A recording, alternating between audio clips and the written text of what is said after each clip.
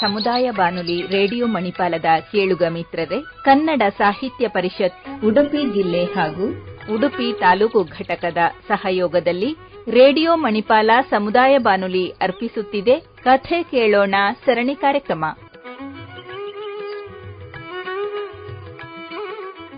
ಸಹೃದಯಿ ಕೇಳುಗರೆ, ಇಂದಿನ ಕಥಾವಾಚಕರು ಸಾಹಿತ್ಯಾಸಕ್ತರು ಮತ್ತು ಅಂಚೆ ಇಲಾಖೆ ಉದ್ಯೋಗಿಯಾಗಿರುವ ಪೂರ್ಣಿಮಾ ಜನಾರ್ದನ್. ರೇಡಿಯೋ ಮಣಿಪಾಲ್ನ ಎಲ್ಲ ಕೇಳುಗರಿಗೆ, ಸಾಹಿತ್ಯಾಸಕ್ತರಿಗೆ ಆತ್ಮೀಯ ನಮಸ್ಕಾರ. ಇಂದು ನಾನು ವಾಚಿಸಲಿರುವ ನನ್ನ ಸ್ವರಚಿತ ಕಥೆಯ ಶೀರ್ಷಿಕೆ ಶ್ವೇತಾಂಬರಿ. ಯಾವತ್ತೂ ಆಫೀಸಿಗೆ ಹೊರಡುವುದೆಂದರೆ ಚಾಂದಿನಿಗೆ ಎಲ್ಲಿಲ್ಲದ ಸಂಭ್ರಮ. ಎಲ್ಲ ಉದ್ಯೋಗಸ್ಥ ಹೆಂಗಳೆಯರಿಗೆ ಬೆಳಿಗ್ಗೆ ಕಚೇರಿಗೆ ಹೊರಡುವುದೆಂದರೆ ತೀರಾ ಬೇಸರವಾದರೆ ಇವಳಿಗೋ ಬಲು ಸಡಗರ. ಬೆಳಿಗ್ಗೆ ಎದ್ದು ದಿನನಿತ್ಯದ ಕೆಲಸ ಪೂರೈಸಿ ಹೊಟ್ಟೆಗೆ ಸರಿಯಾಗಿ ಹಾಕದಿದ್ದರೂ ಪರವಾಗಿಲ್ಲ, ಆ ಗಡಿಬಿಡಿಯಲ್ಲಿ ಮೊದಲು ಅವಳು ಎಲ್ಲಕ್ಕಿಂತ ಹೆಚ್ಚು ಸಮಯ ತೆಗೆದುಕೊಳ್ಳುವುದು ತನ್ನಷ್ಟು ಎತ್ತರವಾದ ನಿಲುಗನ್ನಡಿಯ ಮುಂದೆ. ಡ್ರೆಸ್ಸಿಂಗ್ ಟೇಬಲ್ನ ಆ ಕನ್ನಡಿಯಲ್ಲಿ ಸಿಂಗರಿಸಿಕೊಳ್ಳುವ ಮೊದಲೊಮ್ಮೆ ಆಮೂಲಾಗ್ರ ತನ್ನನ್ನು ವೀಕ್ಷಿಸಿ, ನಂತರ ಡ್ರೆಸ್ಸಿಂಗ್ ಮುಗಿದಾದ ಬಳಿಕ ಎಲ್ಲ ಸರಿಯಾಗಿದೆಯಾ ಎಂದು ಪರೀಕ್ಷಿಸಿ ತನ್ನ ಬೆಡ್ರೂಮಿಂದ ಹೊರಗೆ ಕಾಲಿರಿಸಿದರೆ ಸರ್ವಾಂಗ ಸುಂದರಿ. ಚಾಂದಿನಿ ನೋಡಲು ಅಂತಹ ರೂಪವತಿ ಅಲ್ಲದಿದ್ದರೂ ತನ್ನ ನೀಳ ದೇಹ, ಸುಂದರವಾದ ದೇಹವಿನ್ಯಾಸ, ನಸುಬಿಡುಪು ಮೈಬಣ್ಣ, ಸುಂದರ ನಗೆಯ ಆಕೆಯನ್ನು ಒಮ್ಮೆ ನೋಡಿದರೆ ಇನ್ನೊಮ್ಮೆ ನೋಡಬೇಕೆನ್ನುವ ಎಂತಹದೋ ಒಂಥರ ಆಕರ್ಷಣೆ. ತನ್ನ ಶರೀರಕ್ಕೆ ಸರಿ ಒಪ್ಪುವ ಉಡುಗೆ ತೊಡುಗೆಗಳನ್ನೇ ತೊಡುವ ಆಕೆಯ ಸೌಂದರ್ಯ ಪ್ರಜ್ಞೆ ಮಾತ್ರ ಮೆಚ್ಚುವಂತಹುದು. ಪ್ರತಿದಿನ ರಾತ್ರಿಯೇ ಮಾರನೇ ದಿನದ ಉಡುಗೆ ತೊಡುಗೆ ಬಗ್ಗೆ ರೂಪುರೇಷೆ ಹಾಕಿ ಮಲಗಿದಳೆಂದರೆ ಬೆಳಿಗ್ಗೆಯ ಮನೆ ಕೆಲಸ, ಅಡುಗೆ ತಿಂಡಿ, ಮಕ್ಕಳನ್ನು ಶಾಲೆಗೆ ಹೊರಡಿಸುವುದು ಮುಂತಾದ ಗೃಹ ಕೃತ್ಯಗಳನ್ನೆಲ್ಲ ಅಚ್ಚುಕಟ್ಟಾಗಿ ತರಾತುರಿಯಲ್ಲಿ ಮುಗಿಸಿ ಬೆಡ್ರೂಮ್ ಬಾಗಿಲು ಹಾಕಿದಳೆಂದಲೇ ಅರ್ಧ ಗಂಟೆ ನಾಪತ್ತೆ ಎಂದೇ ಅರ್ಥ. ಹಾಗೆಯೇ ಒಂದು ದಿನ ತನ್ನ ವಾರ್ಡ್ರೋಬ್ನ ಬಾಗಿಲು ತೆರೆದು ಒಪ್ಪವಾಗಿ ಪೇರಿಸಿಟ್ಟಿದ್ದ ಎಲ್ಲ ಸೀರೆಗಳ ಮೇಲೆ ಕಣ್ಣಾಡಿಸಿದರೆ ಎಲ್ಲವನ್ನೂ ನಿನ್ನೆ ಮೊನ್ನೆಯಷ್ಟೇ ಉಟ್ಟು ಇದೀಗ ಪುನಃ ಅದನ್ನೇ ಉಡಬೇಕೆಂಬ ಉದಾಸೀನ ಭಾವ.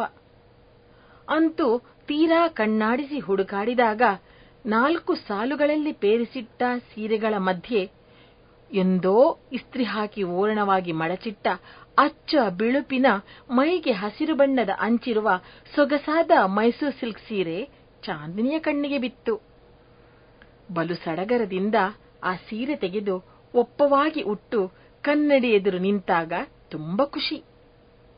ಅಲ್ಲಿಂದಲೇ ಸೀದಾ ಡ್ರೆಸ್ಸಿಂಗ್ ಟೇಬಲ್ನ ಒಳಗಡೆ ಇದ್ದ ಮುತ್ತಿನ ಗೊಂಚಲನ್ನು ಕಿವಿಗೆ ಸಿಕ್ಕಿಸಿಕೊಂಡು, ಸಣ್ಣ ಮುತ್ತಿನ ಹಾರ ಧರಿಸಿ, 2 ಮುತ್ತಿನ ಬಳೆಗಳ ಮಧ್ಯೆ 2 ಹಸಿರಿನ ಗಾಜಿನ ಬಳೆಗಳ ಸೇರಿಸಿ, ಮುಂಚಿನ ದಿನ ಅಕ್ಕ ತೆಗೆದಿರಿಸಿದ 1 ಚೆಂಡು ಘಮಘಮಿಸುವ ಮಲ್ಲಿಗೆ ಮುಡಿದು, ಮುಖಕ್ಕೆ ಲಘುವಾಗಿ ಮೇಕಪ್ ಬಳಿದು, ಕಣ್ಣಿಗೆ ಕಾಡಿಗೆ ತೀಡಿ, ತುಟಿಗೆ ಸ್ವಲ್ಪವೇ ಸ್ವಲ್ಪ ರಂಗು ಬಳಿದು, ತನ್ನ ಸೌಂದರ್ಯಕ್ಕೆ ತಾನೇ ಹೆಮ್ಮೆ ಪಟ್ಟುಕೊಂಡು ಹೊರಗೆ ಬಂದಾಗ ಎದುರುಗೊಂಡ ಪತಿಯ ಕಣ್ಣುಗಳಲ್ಲಿ ಮೆಚ್ಚುಗೆಯ ಹೊಳಪನ್ನು ಕಂಡು ಪುಳಕಿತಳಾಗಿ ಗರ್ವದಿಂದ ತನ್ನ ಶ್ವೇತವರ್ಣದ ಕೈನೆಟಿಕ್ ಏರಿ ಕುಳಿತಳು. ಇಂದು ಶ್ವೇತಾಂಬರಿ ಎಂದು ಆಫೀಸಿನಲ್ಲಿ ಎಲ್ಲರೂ ತನ್ನನ್ನು ಕರೆಯುವ ಘಳಿಗೆಗೆ ಕಾದವಳಂತೆ ಕಿರುನಗುತ್ತಾ ತನ್ನ ದ್ವಿಚಕ್ರ ವಾಹನದ ಕನ್ನಡಿಯಲ್ಲಿ ಇನ್ನೊಮ್ಮೆ ತನ್ನ ಮುಖಾರವಿಂದವನ್ನು ಕಾಣಲು ಸಂತಸದಿಂದ ಬಗ್ಗಿದ ಚಾಂದಿನಿಗೆ ಪುಟ್ಟ ಆಘಾತ. ಸೀರೆ, ಮಲ್ಲಿಗೆ, ಕೈಬಳೆ, ಕಿವಿಯೋಲೆ, ಕುತ್ತಿಗೆ ಹಾರ, ದ್ವಿಚಕ್ರ ವಾಹನ ಎಲ್ಲವೂ ಶ್ವೇತವಾಗಿರುವಾಗ ನಿಮ್ಮ ಸಂಗಾತಿ ನಾನೂ ಇರುವೆ ಎಂದು ತಲೆಯ ಬೈತಲೆಯ ಬಳಿ 4 ಬೆಳ್ಳಿ ಕೂದಲು ಎದ್ದು ನಿಂತು ಅಣಕಿಸಿದಂತೆ ಅನಿಸಿ ಆಕೆ ಇನ್ನಷ್ಟು ಬಿಳಿಚಿಕೊಂಡಳು. ಇದೀಗ ವಾಚಿಸಲಿರುವ ಇನ್ನೊಂದು ಸ್ವರಚಿತ ಕಥೆಯ ಶೀರ್ಷಿಕೆ ಪಶ್ಚಾತ್ತಾಪ. ಅಕ್ಕರೆಯ ಮಗಳು ಕಿನ್ನರಿಯ 15ನೇ ಹುಟ್ಟುಹಬ್ಬವನ್ನು ಭಾರೀ ಸಂಭ್ರಮದಿಂದ ಆಚರಿಸಬೇಕೆಂಬ ಆಶಯದಲ್ಲಿ ತಾಯಿ ಸಮನ್ವಿ 1 ವಾರ ಮೊದಲೇ ತನ್ನ ಕಚೇರಿಗೆ ರಜೆ ತೆಗೆದುಕೊಂಡು ಮಗಳ ಇಚ್ಛೆಯಂತೆ ಆಕೆಯ ಗೆಳತಿಯರನ್ನೆಲ್ಲ ಮನೆಗೆ ಕರೆದಿದ್ದಳು. ಅಲ್ಲದೆ ಅವರಿಗಿಷ್ಟವಾದ ಟೊಮ್ಯಾಟೊ ಸೂಪ್, ಪನ್ನೀರ್ ಮಂಚೂರಿ, ಪೂರಿ ಹಾಗೂ ಕಾಜು ಮಸಾಲ ತಯಾರಿಸಿ ಇಟ್ಟದ್ದಾಗಿತ್ತು. ಅಲ್ಲದೆ 2 ಲೀಟರ್ ದೊಡ್ಡ ಫ್ಯಾಮಿಲಿ ಪ್ಯಾಕ್ ಐಸ್ ಕ್ರೀಂ ಮೊದಲೇ ಬಂದು ಶೀತ ಪೆಟ್ಟಿಗೆಯನ್ನು ಅಲಂಕರಿಸಿಯೂ ಆಗಿತ್ತು.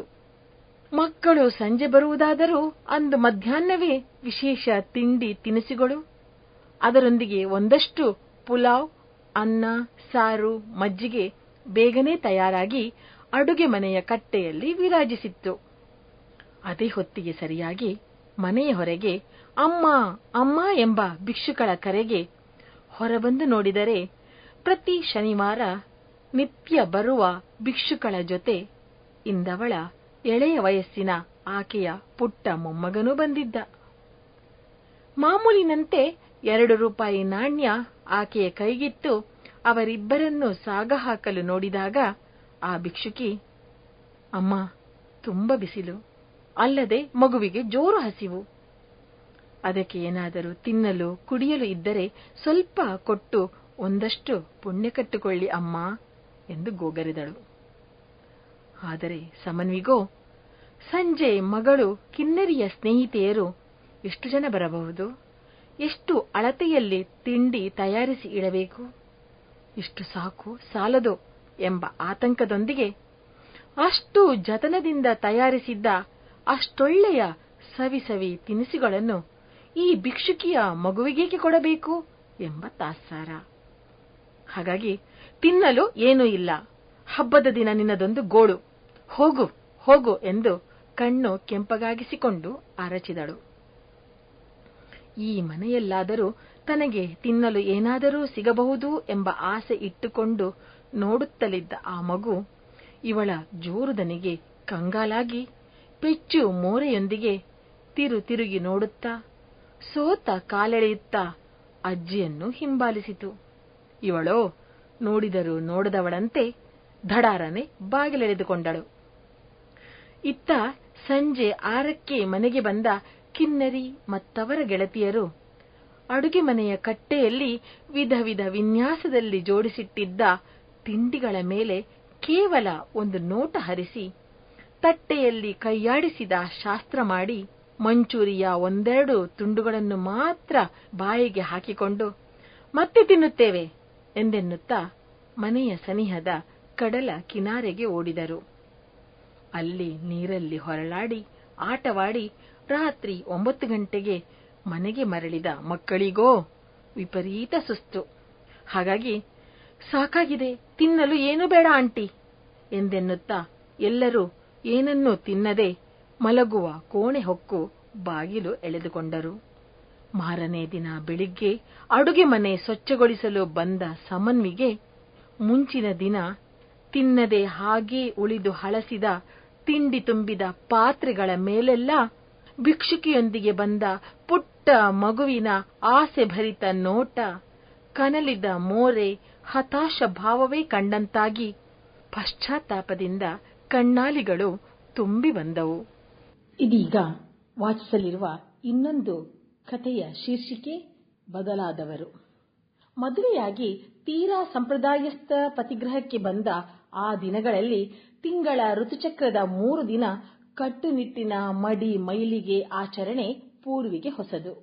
ಆ ಸಮಯದಲ್ಲಿ ಪ್ರತಿಯೊಂದು ವಿಷಯದಲ್ಲೂ ಹಾಗೆ ಮಾಡಬೇಡ, ಇಲ್ಲಿ ಮುಟ್ಟಬೇಡ, ಅಲ್ಲಿ ಹೋಗಬೇಡ, ಹೀಗೆ ಅತ್ತೆಯ ಕಿರಿಕಿರಿ ಸೈರಿಸಿ ಪತಿ ಜಗನ್ನಾಥನಲ್ಲಿ ಅಲವತ್ತುಕೊಂಡರೆ ಆತನೋ ಈ ವಿಷಯದಲ್ಲಿ ಇನ್ನಷ್ಟು ಬಿಗು. ಆ ದಿನಗಳಲ್ಲಿ ಪತ್ನಿ ಎದುರಿನಲ್ಲಿ ಸರಿದು ಹೋದರೂ ಏನೋ ಆಗಬಾರದ ಅನಾಹುತ ಆದಂತೆ ಮಡಿ ಹುಡಿ ಎಂದು ಮಾರು ದೂರ ಸರಿಯುತ್ತಿದ್ದ ಆತನನ್ನು ಕಂಡು ಸಿಟ್ಟು, ಅಚ್ಚರಿ, ಅಸಹಾಯಕತೆಯಿಂದ ಪೂರ್ವಿಗೆ ಹೇಳಲಾಗದ ಹಿಂಸೆಯಾಗುತ್ತಿತ್ತು. 15 ವರ್ಷಗಳು ಕಳೆದರೂ ಈ ವಿಷಯದಲ್ಲಿ ಪತಿಯ ನಡವಳಿಕೆಯಲ್ಲಿ ಎಳ್ಳಷ್ಟು ಬದಲಾವಣೆ ಇಲ್ಲದ್ದನ್ನು ಕಂಡ ಪೂರ್ವಿ, ಇವರು ಈ ಜನ್ಮದಲ್ಲಿ ಬದಲಾಗದವರು ಎಂಬ ಹಣೆಪಟ್ಟಿಯನ್ನಿತ್ತು ಪರಿಸ್ಥಿತಿಗೆ ತಾನೇ ಒಗ್ಗಿಕೊಂಡಳು. ಆದರೆ ಪ್ರೀತಿಯ ಮಗಳು ಮೊದಲ ಬಾರಿ ಋತುಮತಿಯಾದಾಗ ಮಾತ್ರ ಆಕೆಗೆ ಅಚ್ಚರಿ ಕಾದಿತ್ತು. ಪತಿಯ ಸ್ಥಾನದಿಂದ ತಂದೆಯ ಸ್ಥಾನಕ್ಕೆ ಬಡ್ತಿ ಪಡೆದ ಜಗನ್ನಾಥನ ಪಿತೃಪ್ರೇಮ ಅಂದು ಜಾಗೃತವಾಗಿತ್ತು. ಹೊಟ್ಟೆ ನೋವೆಂದು ಒದ್ದಾಡುತ್ತಿದ್ದ ತನ್ನ ಮುದ್ದು ಮಗಳನ್ನು ನೋಡಿದ ಆತನಿಗೆ ತಡೆಯದೆ ಮುಟ್ಟು ಮಡಿ ಮೈಲಿಗೆ ಯಾವುದೂ ಜ್ಞಾಪಕಕ್ಕೆ ಬರದೆ ಆ ಕೂಡಲೇ ದಪ್ಪನ್ನೆಯ ಮೆತ್ತನ್ನ ಹಾಸಿಗೆ ಹಾಸಿ ಅದರಲ್ಲಿ ಮಗಳನ್ನು ಮಲಗಲು ಹೇಳಿ ಆಕೆಯ ಕಾಲು ಒತ್ತುತ್ತಾ ಅಕ್ಕರೆಯಿಂದ, ತುಂಬಾ ನೋವಿದೆಯಾ, ಸರಿಯಾಗುತ್ತೆ, ಮಲಗು ಪುಟ್ಟ ಎಂದು ಸಂತೈಸುವುದನ್ನು ಕಂಡಾಗ, ಅರೆ ಇವರು ಯಾವಾಗ ಬದಲಾದರು ಎಂದು ಅಚ್ಚರಿಪಟ್ಟಳು ಪೂರ್ವಿ. ಧನ್ಯವಾದಗಳು. ಇದುವರೆಗೆ ತಮ್ಮ ಸ್ವರಚಿತ ಕಥೆಯನ್ನು ವಾಚಿಸಿದವರು ಸಾಹಿತ್ಯಾಸಕ್ತರು ಮತ್ತು ಅಂಚೆ ಇಲಾಖೆ ಉದ್ಯೋಗಿಯಾಗಿರುವ ಪೂರ್ಣಿಮಾ ಜನಾರ್ದನ್. ಕನ್ನಡ ಸಾಹಿತ್ಯ ಪರಿಷತ್ ಉಡುಪಿ ಜಿಲ್ಲೆ ಹಾಗೂ ಉಡುಪಿ ತಾಲೂಕು ಘಟಕದ ಸಹಯೋಗದಲ್ಲಿ ರೇಡಿಯೋ ಮಣಿಪಾಲ ಅರ್ಪಿಸುತ್ತಿರುವ ಕಥೆ ಕೇಳೋಣ ಸರಣಿ ಕಾರ್ಯಕ್ರಮ ಇಲ್ಲಿಗೆ ಮುಕ್ತಾಯವಾಯಿತು. ಮುಂದಿನ ಕಥೆ ಕೇಳಲು ಮತ್ತೆ ಭೇಟಿಯಾಗೋಣ.